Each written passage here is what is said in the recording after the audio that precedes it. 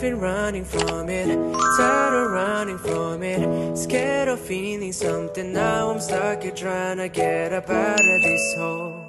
I try to be strong, I try to make. Assalamualaikum warahmatullahi wabarakatuh. Saya Sandila Putri Azara dari kelas 10 IPA 1 ingin menjelaskan tentang sejarah kepramukaan dunia dan di Indonesia. Sejarah pramuka atau kepanduan awal mulanya tidak lepas dari tokoh utama yang sangat populer bernama Baden-Powell. Nama lengkapnya adalah Lord Robert Stephen Smith Baden-Powell of Kewell dan lahir di Inggris pada tanggal 22 Februari 1807. Baden-Powell disebut juga sebagai Bapak Pandu Dunia karena telah berhasil mendirikan organisasi kepanduan untuk pertama kalinya, yaitu di negara Inggris. Sejarah pramuka dimulai dari Inggris menyebar ke seluruh dunia dan akhirnya sampai Indonesia. Pramuka adalah singkatan dari Praja Muda Karana. Pramuka menjadi kegiatan ekstrakurikuler wajib yang ada di sekolah.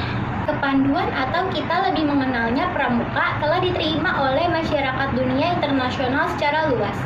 Pramuka adalah suatu permainan menarik yang di dalamnya mengandung unsur pendidikan di alam terbuka, tempat anak-anak atau orang dewasa pergi melaksanakan kegiatan. Di dalam pramuka terdapat golongan-golongan yang menggambarkan sebuah tingkat untuk setiap anggota pramuka. Tingkat dimulai dari siaga, penggalang, penegak, dan pandega. Setiap orang ingin menjadi anggota pramuka ketika akan dilantik wajib mengucapkan janji atau satya pramuka sesuai dengan tingkatannya. Sejarah pramuka atau kepanduan dunia dimulai pada tahun 1901. Baden-Powell menulis buku berjudul Aids to Scouting. Buku tersebut berisi pedoman untuk memandu yang dipakai di sekolah laki di negara Inggris. Pada tahun 1908, Baden-Powell menulis sebuah buku berjudul Scouting for Boys. Buku yang sangat populer di Inggris kemudian menyebar ke berbagai negara pada tahun yang sama. Baden-Powell mendirikan sebuah organisasi kepanduan untuk anak laki-laki yang disebut Boy Scout. Pada tahun 1912, Baden-Powell bersama adiknya yang bernama Agnes mendirikan organisasi kepanduan untuk wanita yang bernama Girls Guides. Organisasi tersebut dipimpin Agnes dan istri Baden-Powell. 4 tahun kemudian, tepatnya pada tahun 1916, mendirikan pramuka untuk usia siaga dengan nama Cube atau Anak Serigala. Sebagai pedomannya dengan The Jungle Book karya Rudyard Kipling. Buku tersebut berisi cerita Mowgli, si anak serigala. Tidak berhenti sampai di situ, pada tahun 1918 kembali membentuk Rover Scout muda atau usia 17 tahun atau penegak dan menerbitkan buku berjudul Rovering to Success di tahun 1922.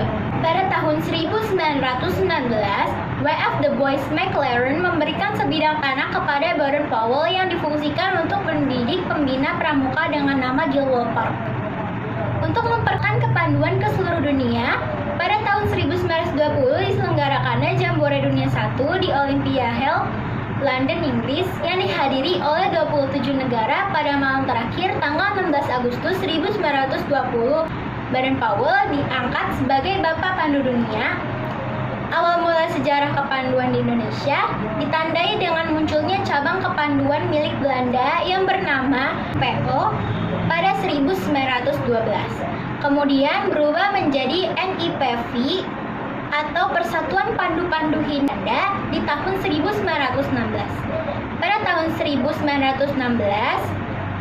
Mangkunagara IV membentuk organisasi kepanduan Indonesia yang pertama dengan nama Javankes Pathfinder Organisation atau JPO.